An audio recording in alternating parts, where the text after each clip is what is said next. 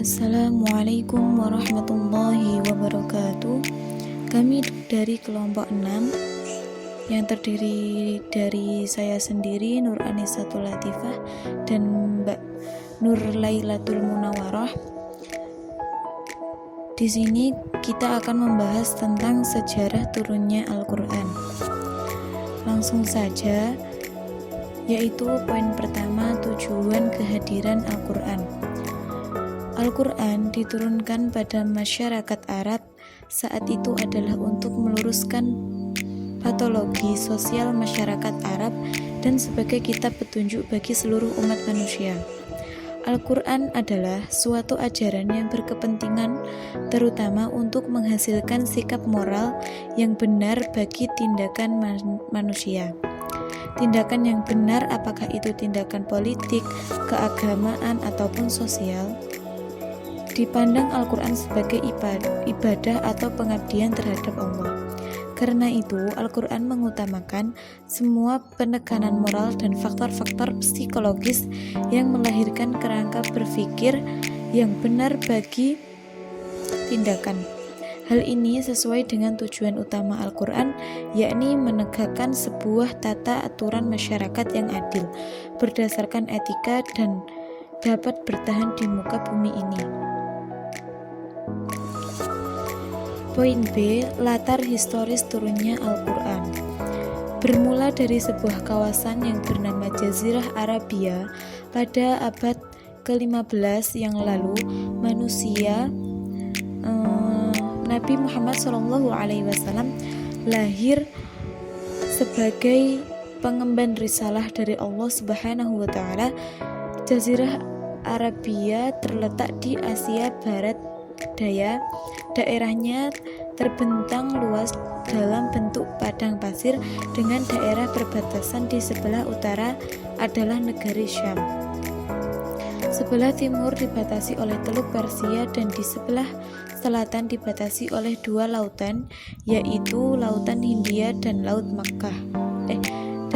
Merah. Al-Quran diturunkan secara berangsur-angsur mengiringi dakwah Nabi Shallallahu Alaihi Wasallam selama kurang lebih 23 tahun. Pergumulan yang sangat intens ini memberikan implikasi bahwa segala ucapan dan tindakan Nabi Muhammad Shallallahu Alaihi Wasallam dibimbing oleh wahyu yang dari Allah secara langsung. Wahyu tersebut diturunkan memberikan arahan-arahan dan petunjuk serta solusi terhadap permasalahan-masalahan yang dihadapi oleh masyarakat pada saat itu. Maka dari itu, apabila kita hendak memahami Al-Quran, kita juga harus mengetahui perjalanan sejarah Nabi Muhammad SAW sebagai pembawa risalah Al-Quran. Itulah sebabnya umat Islam tidak bisa dipisahkan dari sejarah. Karena sejarah bagi umat Islam sangatlah berarti. Sejarah bagi umat Islam adalah upaya untuk menemukan originalitas ajaran-ajarannya. Saya akan melanjutkan presentasi dari Nur Anisatul Latifah. Selanjutnya, Al-Quran dan pembentukan masyarakat Muslim. Untuk memahami ajaran-ajaran Islam, ada dua hal penting yang harus diperhatikan dan dipelajari oleh umat Islam, yaitu Al-Quran sebagai sumber dan pedoman ajaran-ajaran tersebut dan sunnah Nabi sebagai pembawa risalah.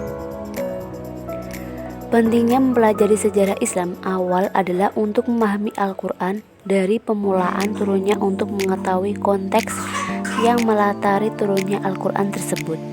Selain itu, yang paling penting dari paparan sejarah tersebut adalah agar umat Islam dapat mengambil pelajaran dan hikmah yang terkandung dalam perjalanan sejarah tersebut. Al-Quran sebagai kitab pedoman merupakan kitab yang sangat apresiatif dalam mengiringi perjalanan sejarah manusia.